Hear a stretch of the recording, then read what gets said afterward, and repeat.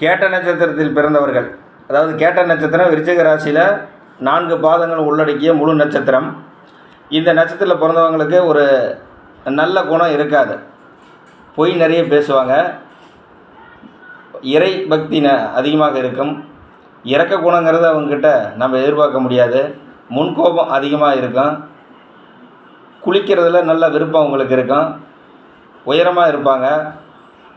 முக்கியமாக பார்த்திங்கன்னா அவங்க கூட உடன்பிறப்புகளை காப்பாற்றுறதுல ரொம்ப பாசம் அதிகமாக இருக்கும். சிவந்த கண்கள் இருக்கும். வலது பக்கத்தில் மரு அதிகமாக இருக்கும். அதாவது ஒரு பொய்யை கூட உண்மையாக பேசக்கூடிய அமைப்பாக மாற்றிடுவாங்க அவங்க. திறமையான பேச்சாற்றல் இருக்கும்.